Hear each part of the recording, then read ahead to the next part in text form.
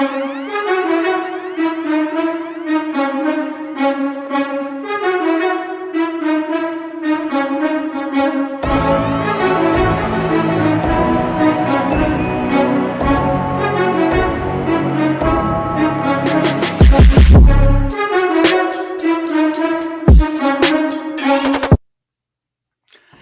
what's up, everybody? Welcome back. This is Take It to the Hizzy Fantasy Hockey TITTH number 187. I'm your host, Justin Bruni, but I got my brother here, Nick, going to be my co-host this evening. How we doing, sir? Good. How about yourself? Can't complain. Midweek here. It's hump day. Work's starting to get a little bit slower, so a little bit more time for sports, which is great because, hell, we got a lot of them. We got basketball, hockey, and football rolling. Right. Ready to talk up some hockey tonight. We only got a couple of games here. What are you thinking about this first one so far with the Flyers and the Bruins? I like the Bruins in that game for sure. I liked what the Flyers did against Seattle. I had Joel Farabee on my fantasy team that day, and that was a big plus for me. But I think it's going to be a close game. I think you're looking at like a 3-2, 4-2 game. I don't think the Flyers are going to go down easy, but I think the Bruins top six is definitely going to put up a good fight. Yeah, we'll see. We'll dive into the game preview here in a little bit, but let's jump into some of our props. My best bets for tonight for player props, I'm taking Craig Smith at least 2 shots and Jordan Kyrou at least 2 shots. Getting a little bit of action from both games, or at least trying to. Don't have too much action tonight, obviously, with just 2 games on. So let's start off with our monkey knife fight props. Our first setup here, we've got David Pastrnak versus Ivan Provorov. Number for David Pastrnak on fantasy points is at 6.5 fantasy points. Number for Provorov is at 4.5. I like the over for Pastrnak and the under for Provorov. How about you?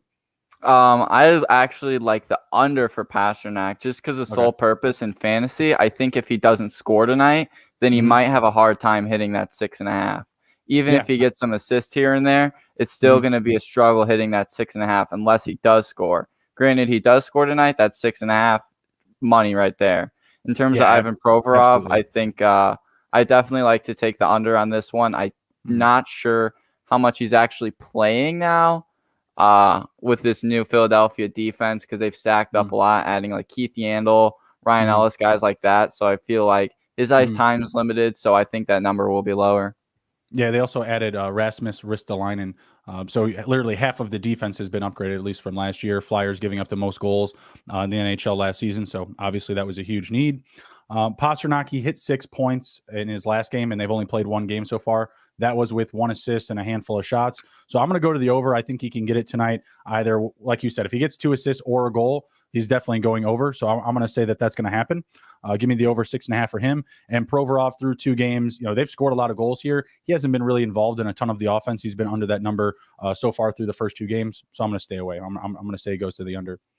The next one we have is with the goalies in the late game here with the Blues and the Golden Knights. So we got Binnington at 27.5 total saves, and we've got Robin Leonard at 22.5.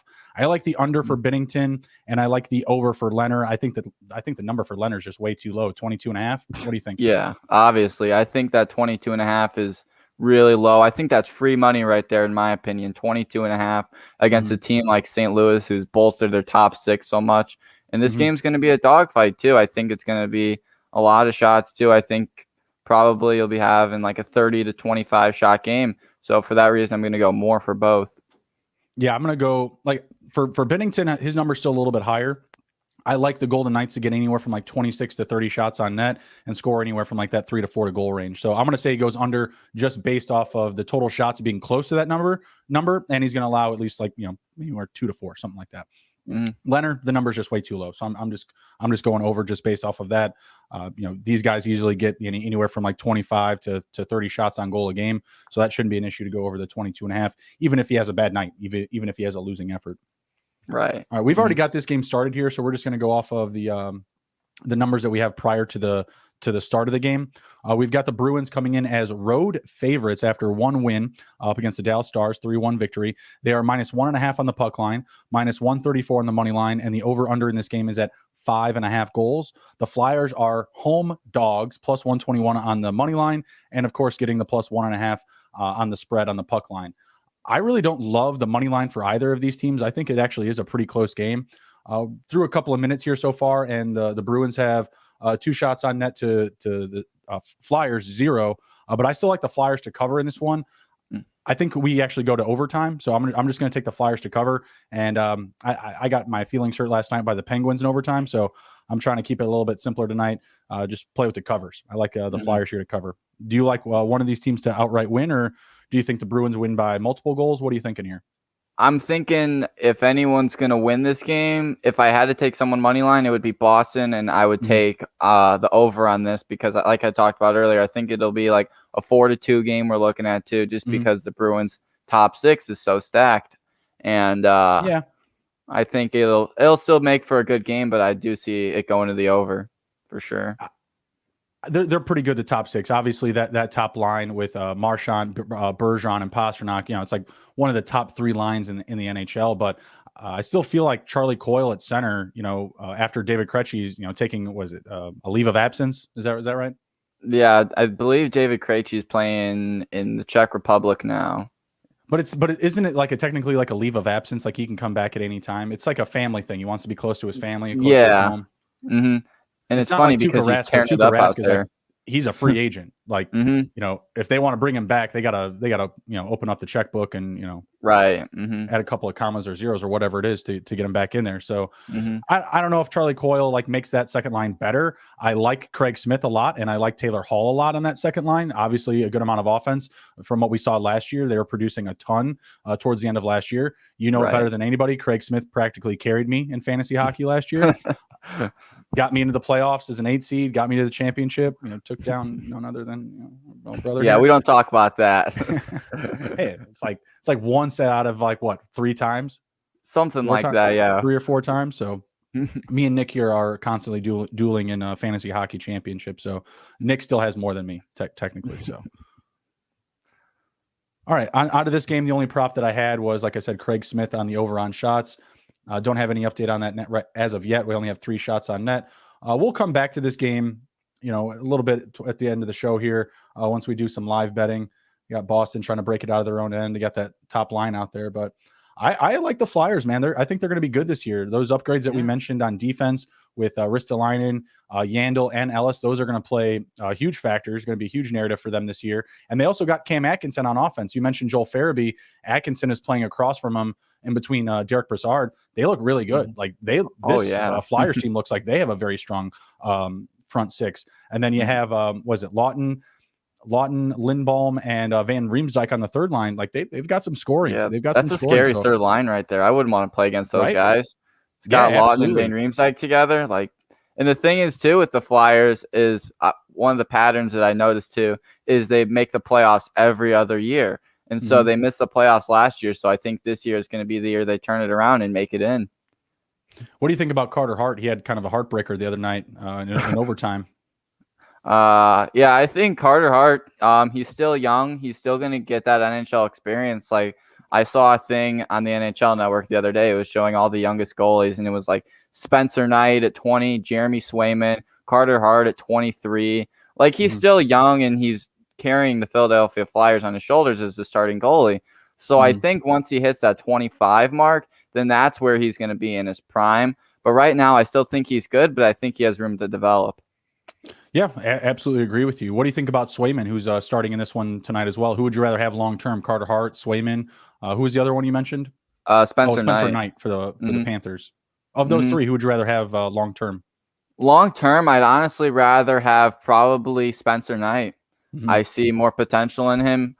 He's younger than those guys. He's a 20-year-old, came into the Stanley Cup playoffs last year, put up a half-decent performance, and I think that down the stretch, he's going to be a very reliable option for the Florida Panthers. But the tricky thing with them is they still have Sergei Bobrovsky, who's on an $11 million contract. So once payday comes for Spencer Knight, Bobrovsky is still under contract. That's where they're going to run into some issues. Well, we could see some moves. I would love to see Boston still make a move. I mean, I don't know if I'm necessarily all in with Swayman. You could see them make a move for, a guy like John Quick. Bobrovsky, like you mentioned, Bobrovsky would be really difficult with that cap issue. Yeah. but getting a guy like Quick, he makes very similar money to Linus Ullmark, who they signed, the Boston Bruins. He signed a $5 million contract. Quick is about 5.8. He's got a handful of years left. I'd love to see the Kings. I know we talked about this last year. Just give the reins to Cal Peterson, and right now with Jonathan Quick there still I feel like that need to constantly being cycling these guys in and out of the lineup. So I'd love to see a guy like John Quick or another veteran goalie land in Boston, because the way I look at it, like I agree with you. I would take Knight over those other two because I love the upside and the youth of that Florida Panthers lineup, not just Spencer Knight. Oh, 100%. Yeah. The team in general. The Bruins, where they're at, is operationally as a franchise, they're kind of coming to that back end of like all those successful years going to the playoffs. Marchand and Bergeron aren't getting any younger. Pastrnak, you're going to have to make some big roster additions to keep him there. Next year you could see, Marchand and Bergeron gone if they want to, clear house, and you just got Pastrnak and Hall sitting on that top line. But we'll see what happens. There are going to be a couple of fun teams to cover in that division and throughout the NHL this year. Let's move on to our next game. We've got St. Louis traveling to Las Vegas. About half of the public is really up in the air with this one. 50% coming in on St. Louis, 50% coming in on Vegas. Everyone's agreeing on the total. 87% of the money came in on the over. Right now, we're looking at the Blues coming in, road dogs, of course, plus 116 on the money line. Over under for this game is at 5.5 goals, and the Vegas Knights are big favorites at home, minus 128. Who do you like in this one, Nick? I honestly like the St. Louis Blues in this one. They're really hot right now. I don't think they've lost a game yet. And again, their top six is also really shaping up. I even looked at like daily faceoff earlier, and they had like Tarasenko playing on the third line. And it just shows how much they're spreading out their depth throughout the lineup. And I think they had James the Real Deal Neal on the second line. And yeah, they do. And they're just trying to like unlock all this potential in these guys. Like Neal, we saw, I think it was last year, 2 years ago, when he was playing on the Oilers, he had a crazy start, and everyone like didn't see it coming. And I think that's what they're trying to do with a guy like him, is you put him with the right pieces, and he's going to start to click. And as for the Las Vegas Golden Knights, they're still a really good hockey team, but I think St. Louis has the hot hand right now, and I have them taking this game as well. And I think it will go to the over for sure. Yeah, I am all in on the over. 87% of the public on the over, 13% on the under. For reference, in the Boston and Flyers game, 85% was on the over, 15% was on the under. Forgot to mention that earlier. Both of these teams, St. Louis and Vegas, in both of their games so far, they've gone to the over. Both teams are 2-0 to 5.5 goals. So I love that for sure. St. Louis, I'm going to take them to cover. I'm not going to pick them to outright win. I like the plus option on the money line. Flyers just actually got a goal on their second shot of the game. I think we may have gotten that Cam Atkinson goal from your boy Farabee. Oh, I was going to say, I just dropped Atkinson too. I picked him up for the day, and he's gone now. Yeah. I may have him on my team. I don't know. You know how I do. I filter everybody in and out. I was mad because I wanted to pick up Justin Falk today because I had dropped him the other day, and how the waivers go. They got to sit on there for like a day before I can pick them back up again. I'm trying to see this play here. It looks like they had an outlet pass from their own end, right down center ice for a 2-on-1, and just the shooter takes it all away. No, I think it's Atkinson. Yeah, I think it was just Atkinson from whatever defenseman got it out. I couldn't see because they were coming my way. But good goal. Only 2 shots on net. They're up 1-0. I love it. St. Louis, you had mentioned James Neal. They also added Brandon Saad. We're very familiar with him. He's got a lot of experience, obviously. Great two-way player. Has that Stanley Cup experience, of course. But honestly, I think the biggest addition is Marco Scandella on defense. They were a team that were still bleeding goals last year. He's a guy that can play on the power play, is really solid, still a really good stay-at-home guy as well. So, yeah, I like the Blues to cover tonight. I don't know if I like them to win outright. I do see this game going into overtime. I like both of these games this evening to go to overtime. I think we're going to have some close matchups. Like we mentioned already, Boston getting a lot of work in, 8 shots to the Flyers 2, but they're down by a goal. So should be a couple of good matchups this evening. Let's look at our sitter starts for the late night game here.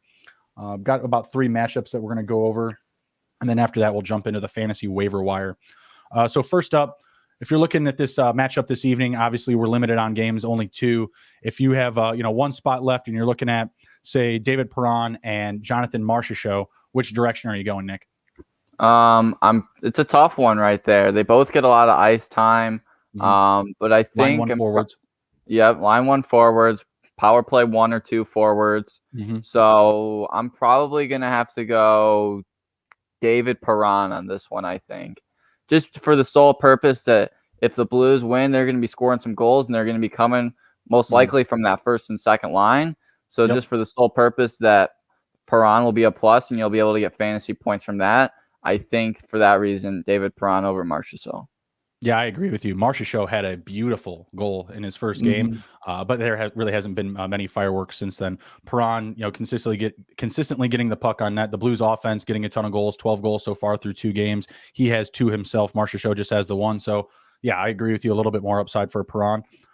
Next up, we have Justin Falk versus Alec Martinez. I am leaning towards Falk. 2 goals and 2 assists through 2 games. He has a goal and assist in each game. Not saying he's going to repeat that production, but I think there's a little bit more upside for the scoring touch for Falk right now. Maybe he's feeling a little hot. Yeah, I would go with Falk too. I think the numbers speak for themselves too. If you got a hot hand, just go with it. I think if he's simple. Hot, there's no reason sitting him. Yeah, absolutely. Love Martinez. He was a guy that I absolutely rode last year into the ground, him and Shea Theodore. Love that defense with the the Golden Knights. Probably second best right behind Colorado in the West. Next up, we've got Jordan Binnington versus Robin Leonard. It's kind of a tough call. Both have 7 goals against in 2 games. The Blues look a little bit better. I guess I leave Binnington, but it's like it hurts, like it crushes like my soul to say it. Yeah, I think I would also have to go Binnington too. I think that the Golden Knights will still have a lot of shots, like we talked about earlier, hitting that over. And I think the more shots he's going to get, the more fantasy points he's going to get. And if he can come home with a win, it's good for whoever has him on their roster. I think last night for my goalies in fantasy, it was a heartbreaker. I had Ilya Sorokin playing against the Blackhawks, and the Blackhawks had to blow open that game with 26 seconds left and could have had like a 41 save shutout or something. Good God. Who scored that goal? I turned it off after 4-0. I think it was Entwistle. All right. Yeah. Woo! It's a W. That's a win. Yeah. I mean, that's literally like we're just counting the small victories here, waiting for the day for Colleton to be fired. What is it with Chicago sports? Like, why can't we have any accountability for our leadership, our coaches, our GMs, like whatever? Like, I just don't understand it. I really don't. The only thing we have going is that the Chicago Sky won in the WNBA. Outside of that, because I saw that in the news the other day, and outside of that, like you got the Cubs missing the playoffs, White Sox getting knocked out, the Blackhawks are falling apart, the Bears are falling apart. It's like it's tough living in Chicago right now. Oh, the Bears aren't falling apart. 500. No big deal. We'll figure it out. But Nagy's got to go. They've had some and issues. Colleton's got to go. My goodness, Colleton's a fraud. I don't care what anybody says. We can get into that a little bit more later if you want to. Let's keep it moving here. We're going to move over to the fantasy waiver wire. Not a ton of options just yet, but the options that we're going to give you are low ownership percentages. So these guys should be available. Some players that are off to some hot starts. So Kevin Shattenkirk, I don't know how this guy is only 21% rostered on Yahoo leagues, but playing for the Ducks now, through 4 games, he looks really good. His last game, he had 2 goals. Game before that, an assist. Game before that, an assist, and a goal in game 1. I mean, is it just because he plays for the Ducks that people just have a bad taste in their mouth? Yeah, I really don't know. I think it's just one of those hot moments, I think, that you see at the beginning of the year for a lot of players. You look at, like we talked about earlier, James Neal with the Oilers, Tyler Toffoli last year with the Canadians. And I think that this won't last forever. I think it's eventually going to fall off, but I'm actually the owner of Kevin Shattenkirk in fantasy, and I'm loving every minute of it. He put up 2 goals last night against Edmonton. And I think you're not concussion protocol. I am concussion protocol. Oh, okay. My bad. I thought you were someone else. And so you're rocking Kevin Shattenkirk. And he surprised me last night when he put up 2 goals against the stout Edmonton team, and I'm just curious to see how long he goes for. Well, ride him till he's not. Next up, we've got Thomas Greiss for the Detroit Red Wings, coming off a couple of great starts. Their first game of the year, they got the doors blown in by Tampa. They lost 6-7. Tampa actually had to come up in that game. Detroit's actually looked really good at all ends of the ice, offense, defense. Grice has looked good the past couple of games. 62 saves across his last 2 appearances with only 2 goals allowed, 2 wins. Ride him until he's not. You got to own this guy. Only 15% rostered. And I think if you don't own him, you have to own Nedeljkovic, because I think stock in Detroit right now is really high. They're a young team, and I don't think they're going to make the playoffs this year. But come 2 to 3 years, that young core is going to develop, and they're going to be a really good team. I don't know, man. They look really good right now. I mean, obviously, in the division that they're in, it's going to be tough to compete, but they're at top of it right now. They haven't lost a single game. They're 3-0. Yeah. That's crazy to me still, but yeah, go out and get them for sure. What did I say? 15% rostered. It's looking great. Next up, we've got JT Compher for the Colorado Avalanche, only 6% owned. A goal and an assist in each of his last 2 games. I believe he's playing on the second line with Kadri and Burakovsky. Yeah, Burakovsky. Burakovsky on the first line. I think that first line is still the same with McKinnon, Rantanen, and Landeskog. Okay, so then they do have Burakovsky on the second line then. With Kadri and Compher. He's been looking really good. What I like about him is he's a very physical player. He's a very good 2-way player. He's getting shots on net, 9 shots on net so far through 3 games. He's got a block shot, playing on the power play. Looks like he's been scored on a few times. He's +2 through 3 games. So, and the games that he hasn't finished positive, he's just been at 0. So a lot of opportunity there, and he's playing a ton of minutes. Look at this: 20 minutes, 21 minutes, 19 and pretty much 20 minutes, 19 and 57 seconds. So JT Compher, only 6% owned on Yahoo. Go out and get him. Next guy we have up is Mats Zuccarello for the Minnesota Wild. 2 goals, 2 assists in his last game, really holding up the production. Is this something that you can see on a consistent night-to-night basis, Nick? I think if he's getting the ice time, then yeah, I think Minnesota has really started to develop an identity for themselves. And I think if he's part of that identity in the top 6, I think it could be something that's consistent each night. Granted, I don't think it's going to be 4 points every night, but I still think he could be a viable option for fantasy. Well, this last game, that's what's weird, is the minutes played, right? So the last game, 21 minutes. The game prior, where they won 3-2. Well, they won every game so far. 15 minutes, 43 seconds. And the first game was 18. Is it just me? Is this like power play base? Is it like special teams base? Like, I have to assume he's getting some time on the penalty kill and on the power play. I mean, maybe that's just what's going to play the biggest role. Yeah, right. I think that is a big thing too, playing on the penalty kill and power play. In the 21 minutes, he probably got a little bit extra time because that game did go to overtime in a thriller. I actually caught that game. Winnipeg empty net goal gets called back. Wild go in and score, force it to overtime. Eriksson gets the hat trick and the game winner.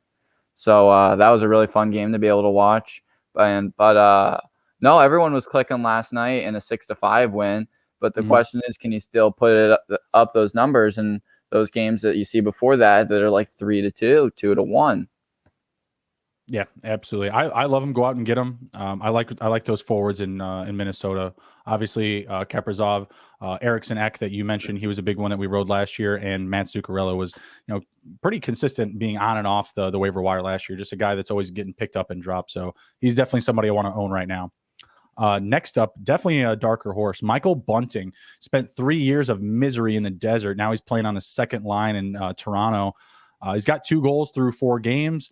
He's not playing a ton of minutes. He also has 1 assist through 4 games. But playing on that second line, he's getting a lot of opportunity. 5, 3, and 6 shots in his last 3 games. Playing alongside John Tavares and William Nylander on that second line. So a lot of opportunity there still. Is this one too deep of a grab, Nick? I have him right now. I grabbed him right at the beginning of the year because I heard before this, before the season started, how he was tearing it up in the AHL. Like, he had played there for so long, and he was like point a game in the AHL, and he finally made his move up to the NHL. And once that I saw he was starting to produce a little bit, and he's getting those minutes on those lines with Tavares and Nylander playing with those big name players, I was like, why not pick this guy up? And he's starting to prove that he can live up to the expectation of playing with those big name guys. As you could see, he's got goals in his last 2 games. And I think, you just ride him till he dies. Yeah, absolutely. He's looking really good right now. 8.5 points his last game, 13.7 the game before that, and 5 and 6 in his first games with only just 1 assist and not really any other production other than shots. So I'm all about him. I love that second line with him, Tavares and Nylander. So definitely go out and get some Michael Bunting again, and a guy to ride until he's just not the guy anymore. All right, so that game's still 1-0. Let's jump over to our division future props here. So we're going to start with the Atlantic Division. We're looking at Tampa Bay, Toronto, Florida, Boston, Montreal, Detroit, Ottawa, and the Buffalo Sabres. Tampa Bay laying the best odds at plus 225, tied with the Maple Leafs. Who do you have in this, or who do you have coming out on top in this division? Excuse me. I actually, before the show, I took a deep look at it, and generally the first choice for everybody is the Tampa Bay Lightning, but I actually want to go with the Florida Panthers on this one. Looking at their lineup, they're a very deep team. Like we talked about earlier, the emergence of Spencer Knight, he's only going to be a better 1-2 tandem with Bobrovsky. You look at their defense, Mackenzie Weegar coming out of nowhere. He was a big fantasy player last year. Anthony Duclair, Sam Bennett, all these guys that are just coming out of nowhere and making a difference on Florida. And it's also nice, too, seeing them running with Jumbo Joe. Watching him play last night, that was always a blast. But no, I think this team is set up for success. They proved that they can compete with a 4-1 win last night over the Lightning. So, yeah, give me the Florida Panthers all day. And it's plus 340. So, yeah, I like that bet all day. Yeah, I love the Panthers as well. Of the top 3, I would go with my first pick, which is the Maple Leafs, then the Panthers, and then the Lightning. I was doing some hard comparisons between the Maple Leafs and the Panthers. And to me, the Maple Leafs, especially for the value that you're getting at the plus 225, I just don't see any other team that has a better, offense lines 1 through 4. Talking about the depth there, all the offense that they have, they're a great regular season team. They're not a great playoff team. So I'm just going to ride with them. Like I said, best offense, 4 lines deep. Defense is average, I'll say, but their offense is just that good. Like their defense isn't, going to win them their games. It's always going to be their offense. And I like Jack Campbell more than I liked Frederik Andersen. So I think they actually have an upgrade in net. Who's his backup? Jack Mrazek and Peter Mrazek. Yeah, the split between Grice and Mrazek.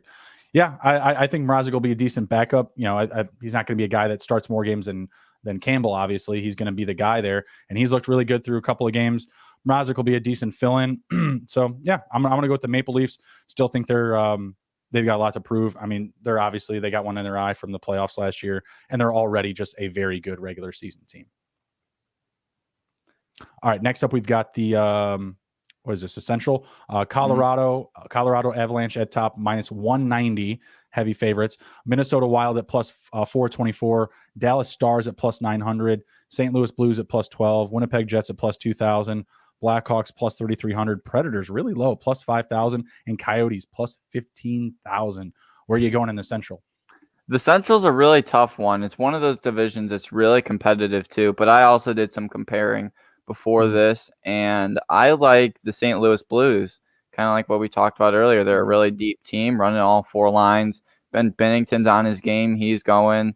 Defense looks pretty solid this year. And believe me, it's not, as a Blackhawks fan, it's not easy picking the St. Louis Blues to win the division. But I think out of all of these teams, I think they just have the edge. There's Colorado too, but there's also some uncertainty there. Watching their game last night against the Capitals, there was a lot of things that I saw.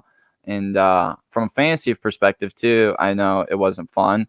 I know I personally didn't have Burakovsky, but I know he was like a -8 last night. Right. And I don't know if that's just going to be a one-game thing. But, yeah, like I said, there's uncertainty there. We don't know if Darcy Kemper is going to be as good as Grubauer was.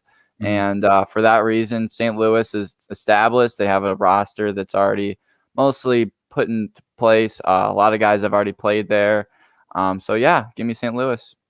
I'm actually going over to Colorado. I'm going Oppo there. I think the Blues are a good option. Even as a Blackhawks fan, I can respect the pick for all the reasons that you listed. They also added, we didn't mention it, Pavel Bushnevich. He's looked really good with them so far, but he has a suspension, so he's going to be missing some or a few games. But yeah, their roster is definitely upgraded. I just love everything about the Avalanche. Even like Darcy Kemper isn't great, but the Avalanche have the best top 6 defense in the league. And I know last night I took the Capitals to cover that game. I thought they were going to probably come out with a win. And you also had a Colorado team going from, west to east and, and whatnot, all that playing in. So on the road, going coast to coast early in the year, they don't have to actually, give it everything, right? But Gerard, Maker, was it Bowen Byram? Yep. That's a tough one. That's a tongue twister. Eric Johnson, Jack Johnson, Ryan Murray. Like, that's the best top 6 in the league right now, in my opinion. I think the Golden Knights are right behind them. I like their top 6 as well. But when you mix in like that high level of defense, with the stars that they have on offense, like that top line with Landeskog, McKinnon, and Rantanen, that's the best line in the NHL, in my opinion. All 3 of those guys play a very physical, fast two-way hockey, and they all score a ton. And then when they want, they can break up these lines and divide up those players and add more depth everywhere. Still love the JT Compher, Nazem Kadri, Burakovsky line. They're getting it done. I love the Colorado Avalanche. I'm going to go with them. Not too concerned about Darcy Kemper.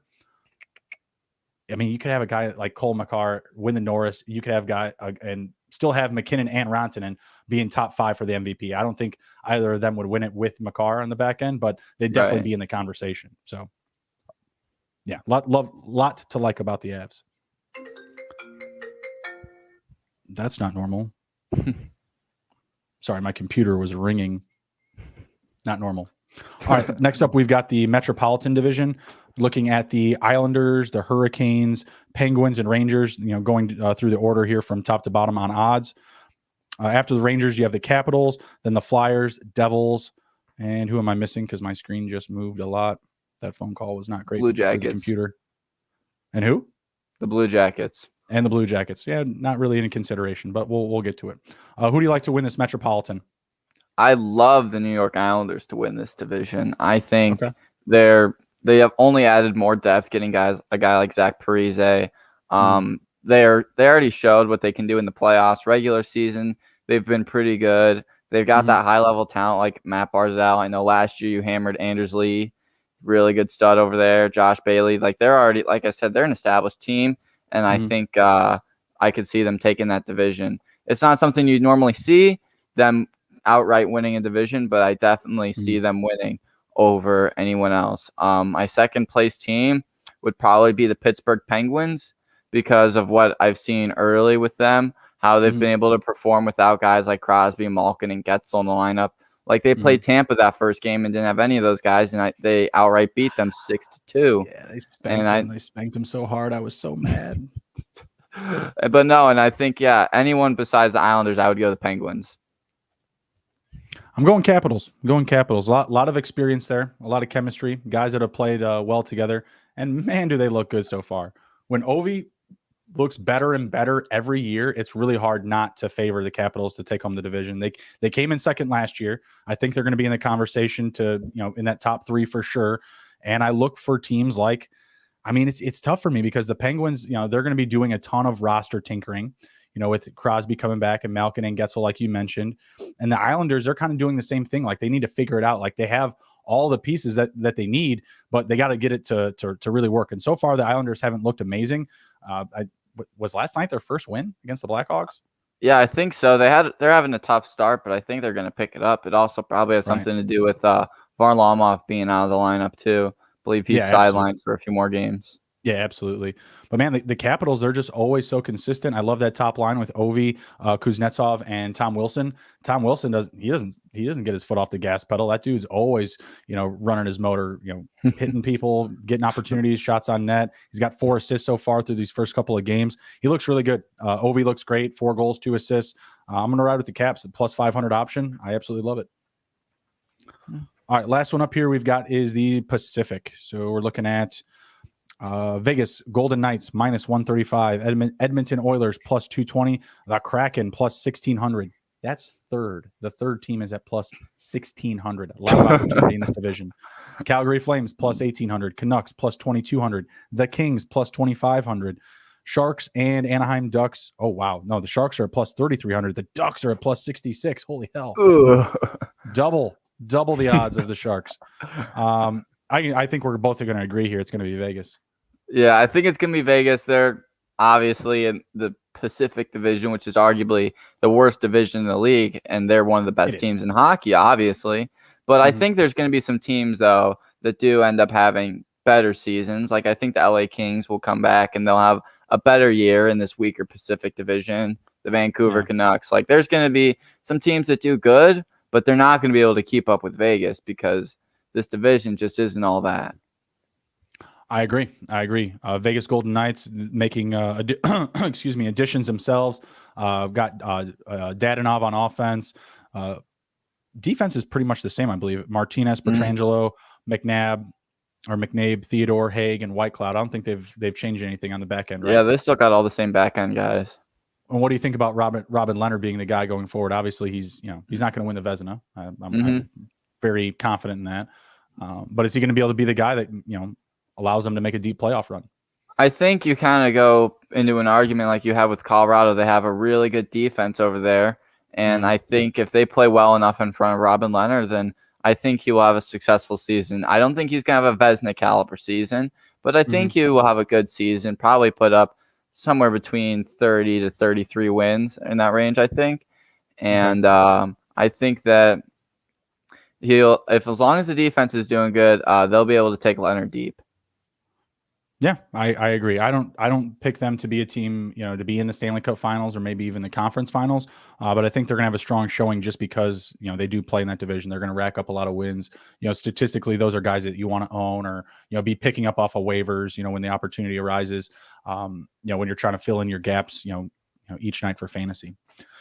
All right, awesome. So we are going to jump into some live betting to close it down here. Let's pull it up here. We got a 1-1 game. I'm trying to get the odds pulled up here. Sportsbook doesn't like hockey. Not crazy. Here we go. Way at the bottom of the list. Behind football, baseball, basketball, tennis, soccer, then hockey. Killing me. Unreal. What a joke. Unreal. We got a 1-1 game. 124, 123 left in the first.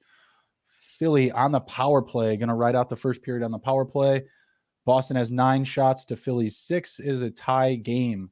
Right now, we are looking at the Bruins minus 1.5 on the spread still, but that's laying plus 220. Flyers to cover now at plus 1.5 is minus 270. So that pick is gaining some odds. Money line, we've got the Bruins at minus 145 and the Flyers at plus 115. You still good to ride with the Flyers in this one? Yeah, I think I'm going to ride with the Flyers. They're still paying plus money, and it's a tie game, so it could go either way. It's a coin flip from here. Yeah, I still like the Flyers to win this one, but I'd love to cover the most. Bruins just picked off a cross-ice pass, but gave it right back up. Puck to the – nope, bad passing. Bad passing. They should watch some film on the Blackhawks. We love to pass in the power play. We never want to shoot. They never shoot. It's always just that down low pass trying to tap it to the slot, and they always box out on the slot, and it never works. Yeah, the Flyers had 2 turnovers in the slot in as many seconds. 17 seconds left. Looks like they're going to finish the period 1-0. Oh, we're getting a shot from the point. Someone's going to get a look. There it is. Goal. Ooh. Flyers go up 2-1. 8 seconds left. I think that was Provorov. Oh, our guy. Whoever was down low. There was 2 Flyer players down low, close to the front of the net. Just an easy rebound. Had a couple of passes at the top of the zone. Yeah, Ellis with a give and go. He gets a shot on net. And then it's Provorov or Farabee. I can't tell. It looks like Provorov hits Farabee's stick into the puck. Yeah, it looks like Farabee. Your boy. You got it. Mm-hmm.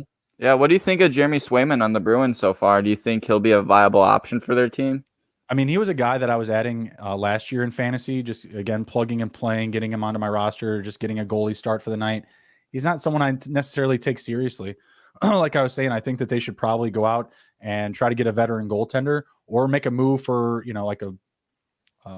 another big man center, someone that can line up in the middle of the ice. I don't think Charlie Coyle is going to be the answer at line 2 center. Yeah, their goaltending is I think it's up in the air right now. You lose that standard of having Tuukka Rask, who could always bail you out every night. The 2 half decent guys that are pretty new to their team, like Linus Ullmark, played in the Sabres, had a decent save percentage there, but new team. You really don't know what he's going to do. And Swayman, he's also really young, and you also don't really know what he's going to be able to do either. So it's really hard to tell what's going to happen with their goaltending situation. Yeah, it is, and with the Bruins, like I mentioned before too, they're just not a young roster. They're nothing but getting older, and they also add some age, like like Craig Smith, Charlie Coyle, those guys, a little bit older, right? So, I don't know. I don't know what's going to happen with the Swayman situation. They could still go out and get Tuukka Rask, like he's still a free agent. They just have to, like I said, open up the checkbook. But I don't think Tuukka Rask like that. $5 million they gave to Linus Ullmark. That's for sure. I mean, obviously, you have to go out there and get another guy, and I think that's great market value for a backup. I know Swayman's not making anything. He's not really hurting the cap whatsoever. So I would want to try to get him to be that guy so that you can really leverage the rest of the cap, to bring in more veterans, guys that are, going to be chasing cups and stuff like that, and try to make a run of it. Because I do feel like the bottom half of the Boston, lineage or roster, it's missing a little oomph, Like I like Jake DeBrusk. I know they added Nick Foligno, but I don't know if they're going to be a good pairing together. I feel like they're going to be doing some mix and matching with that bottom six, maybe even mixing up that top line, maybe getting DeBrusk up there and maybe getting, Marchand or Pasternak, plugged in with these other lines and try to get some more value or better play out of the bottom six. I don't know. And I think if you are going to bring Tuukka Rask back, you obviously have to move one of the goalies, or else you're going to run into this situation you have in Dallas where you have Ottinger, Hudobin, Braden Holtby, Ben Bishop will come back soon, and no team needs to deal with that, having 4 goalies that can start every night. No, they can go out and get Ben Bishop. They can try to move him. I mean, Allmark's contract, like I said, it's very easy to move. Like that. That's why I say like Allmark to the Kings for Quick. Like I would do that in a heartbeat. I'm not saying Quick is still that A1 talent in the NHL, but he's going to be solid for you. And if you get him out there, more often than not, rather than oh, you're on the bench tonight, you're off the bench, whatever. That whole back and forth with Cal Peterson, it's not doing anything for Jonathan Quick's game. All it's going to do is allow him to retire a King. Obviously, he's had some great memories there, but at the end of the day, like you can still go out and compete and make another run with another team because it ain't going to be with the Kings. So he's a guy that I would love to see get moved. It'd be a great situation. They need to move on from him. Boston kind of needs to put their foot down and decide, hey, are we going to go with Task or maybe go after a veteran? So I think that would be a good match. Yeah, and I think I think moving Quick will probably be best for them because like you said, it allows him to develop to his fullest potential and not have to worry about Jonathan Quick looking over his shoulder. And I think you run into the situation that you had in like Vancouver last year where they had Thatcher Demko and Braden Holtby. And it seems like I think it's almost making Demko better that Holtby's not there because he's like the bona fide starter. He has like no other guy. Like there's Halak, but Halak's not going to steal a starting job from Demko. But no, I think that move, getting Quick out of there, would be really beneficial for the Kings. And it would free up some salary cap to bolster their defense because that team's defense isn't getting any younger, or at least Drew Doughty, who's like the big piece on that defense. I think he's not getting any younger, and you got to try and bring in a younger defenseman to play with him as he moves out.